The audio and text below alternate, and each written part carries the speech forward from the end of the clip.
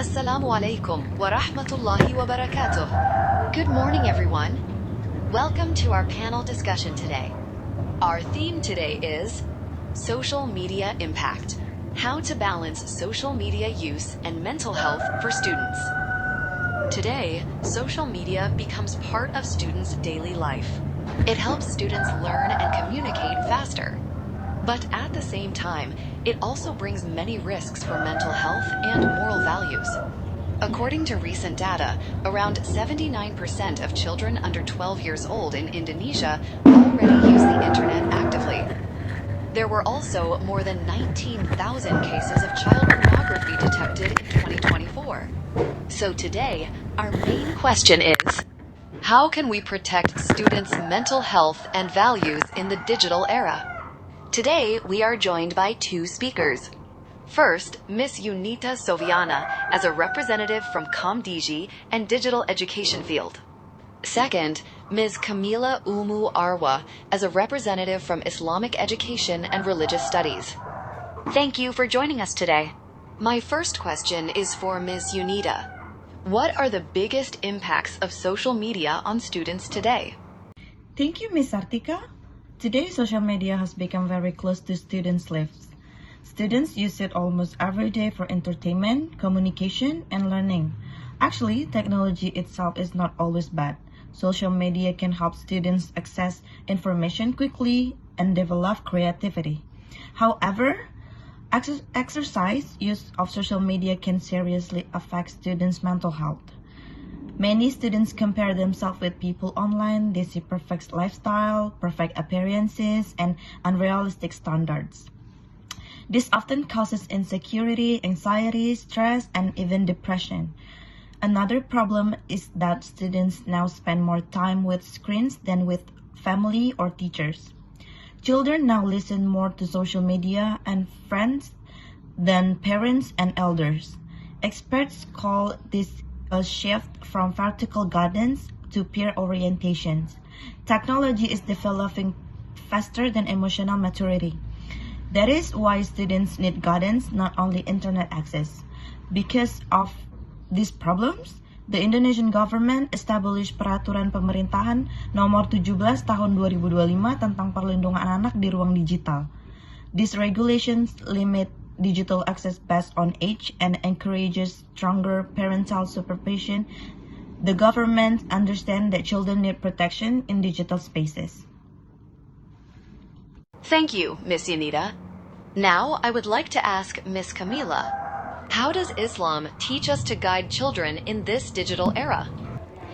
Bismillahirrahmanirrahim. Thank you. In Islam, education is not only about knowledge, but is also about compassion, character, and emotional connection. In the book Usul Tarbiyah An-Nabawiyah by Sayyid Muhammad Alawi Al-Maliki, Rasulullah, peace be upon him, teaching method is described like a rain falling everywhere. This means education was not only limited to classroom, but Rasulullah, peace be upon him, taught people at home, in the mosque, while traveling, and even on the street. But today, many children grow up surrounded by digital noise.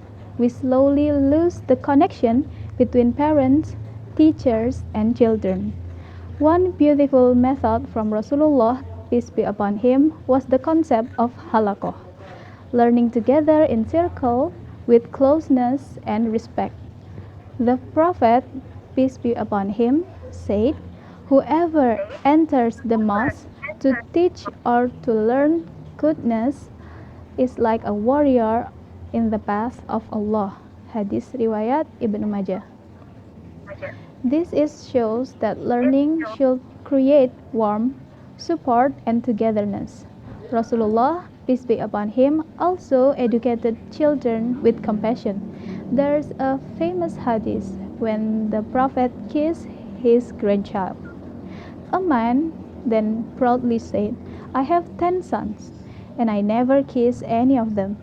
Then Rasulullah, peace be upon him, replied, "How can I help you if Allah has removed compassion from your heart?" These hadiths teach us that emotional warmth is very important in education. Today, many children search for validation on social media because they do not feel enough to emotional connection at home.